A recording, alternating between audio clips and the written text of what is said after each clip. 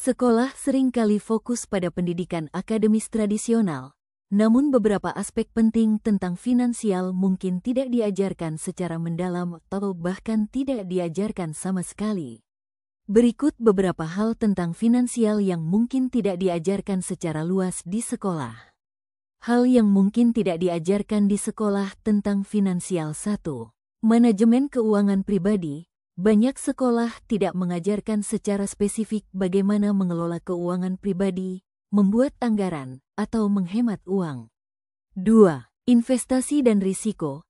Sekolah mungkin tidak membahas secara mendalam tentang berbagai jenis investasi, risiko yang terkait, dan strategi investasi.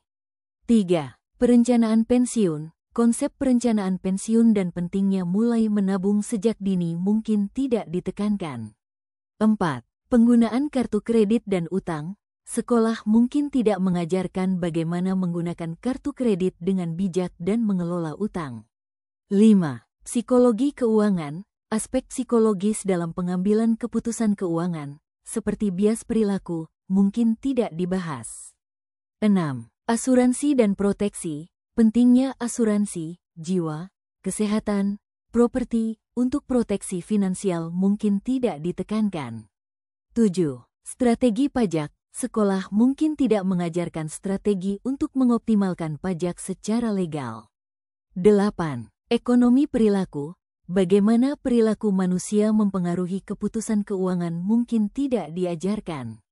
9. Kripto dan aset digital. Perkembangan terbaru seperti cryptocurrency mungkin tidak dibahas di kurikulum tradisional. 10.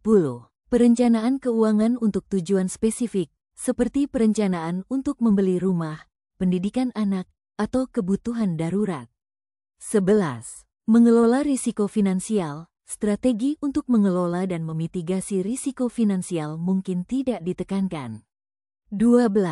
Etika dan integritas dalam keuangan. Aspek etis dalam keputusan keuangan mungkin tidak dibahas secara mendalam. Mengapa hal ini penting? 1. Kesiapan finansial. Pemahaman finansial membantu individu mengelola keuangan dengan lebih baik. 2. Keputusan yang bijak. Pengetahuan finansial membantu dalam membuat keputusan yang lebih bijak.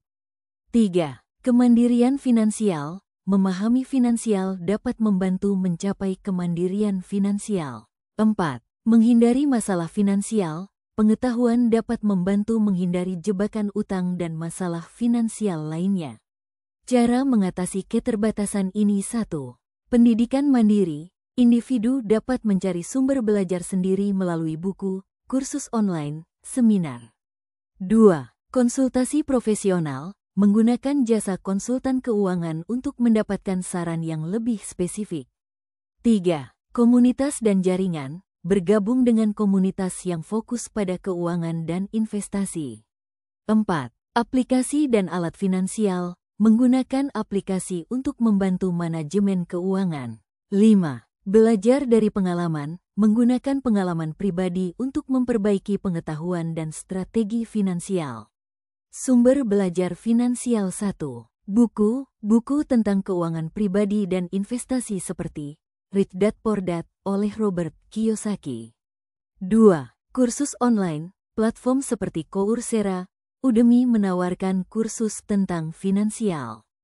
3. Podcast tentang keuangan dan investasi. 4. Komunitas finansial, grup diskusi online atau komunitas lokal tentang keuangan. Dengan proaktif mencari pengetahuan dan mengembangkan kebiasaan finansial yang sehat, individu dapat meningkatkan kesiapan dan kemampuan finansial mereka.